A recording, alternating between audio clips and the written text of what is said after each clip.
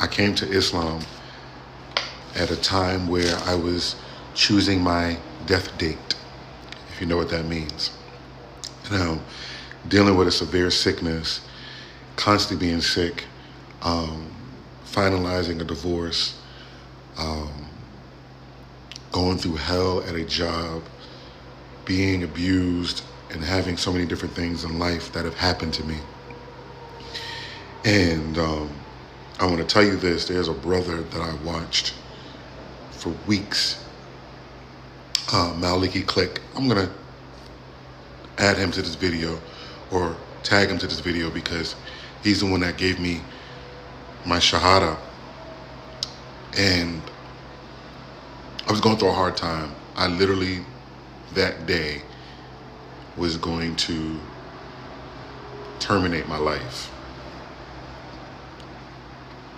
I was a pastor for 10 years, pastored a church, a large church in New York City. I became an Orisha priest. If you don't know what that is, that's African traditional religion. I was what you would call a Babalawo. I was in search of one God. And, you know, I remember being influenced by Islam at the age of 10. And, you know, at that time I was around people who were in the Nation of Islam, and it just didn't seem to fit what I wanted. My heart has been wanting truth for a long time. So again, I was a pastor 10 years, had a wonderful church, but it just wasn't, that urge, that nudge, that desire was not being fulfilled as a Christian. And so I left, progressively left Christianity, went into New Thought, which I thought was a little more progressive. And then one day, I was at a New Thought church and met an Orisha priestess. And she took me to what you would call a bembe, and there was drumming, and an Orisha came down. And this Orisha came down, her name was Oya. And I immediately was captivated because it just felt like the Holy Spirit was down and all this other stuff. And anyway, I went on my journey as an Orisha priest for 9 years, becoming a priest of Obatala, a priest of Ifa, a priest of Oshun, a priest of Egbe, all these different priesthoods, acclimating and accumulating, having my own temple and things of that nature. But in the back of my head, I was like, I'm yearning for one God. I'm praying to these pots. I'm praying to this pot on this day, and on Tuesday on this day to this one. But where do I ever get to God? Where do I ever get to God? I married a woman. We both were married during our initiation, and we became priests, and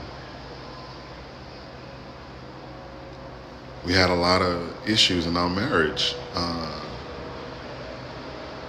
There was some infidelity that went on. It's probably my first time talking about my marriage. Some infidelity that went on, and wasn't on my part, but it wasn't written for us to be together. Years later, what really set me off to leave the Orisha system was I had a young lady who I called my daughter. And if you see videos, I was flying out to San Francisco and old videos, and she had cancer. And through these babalaos, they kept lying to her and telling her that if she gets an initiation, she's going to be guaranteed to save her life from stage 4 cancer. Her mother died from cancer. Her grandmother died from the same cancer. And our falling out was because I told her, you're not going to make it.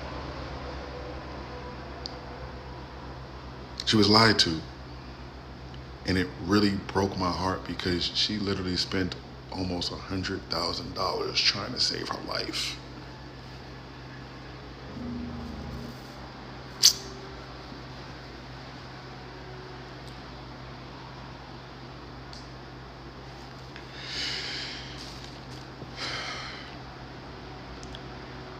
So she died. She died March this year.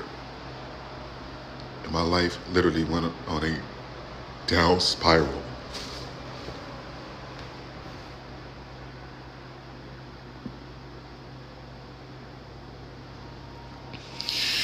Because she was 30, 34 years old, and she didn't have to exhaust all her money for lies that had no guarantee. And so, as I got sick this year and was in the hospital when my illness reached extremis, I began to go through TikTok. And I said, God, I know you're out there.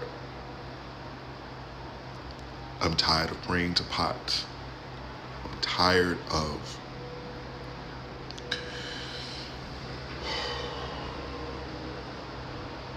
searching for truth. Reveal yourself to me. And I had these whispers. Allah. I had these whispers. Islam. Like, Islam is strict. It's extremists. They're crazy. They're Looney Tunes. They're mean people. They don't like anybody. So I ran into Maliki Click videos. I saw Amina's video on Tahajjud. And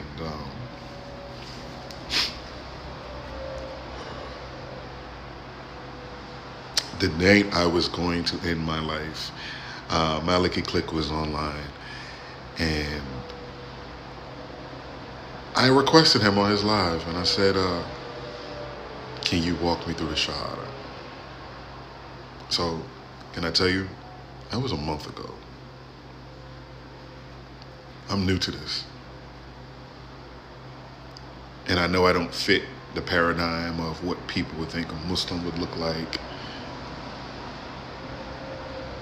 Allah is for me. In this 1 month, Allah has literally turned my life around. My relationship with my father is incredible. My father took Shahada. I've had another sibling take Shahada. My health has made such a turnaround when my white blood levels were under 200 and they've reached up to 10,000 and increasing. Allah subhanahu wa ta'ala is real. If you are a born Muslim, stop taking this for granted. You don't know what you have. You don't know how special you are. You don't know how easy you have it. I've got to learn a whole language again. I've got to learn Akida. I've got to learn all these different things. I've got to take... Man, I'm telling you, if you are a Muslim, stop taking this for granted.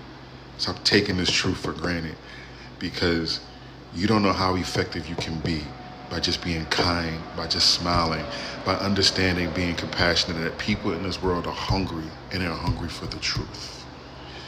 So don't take this for granted, that what you've got.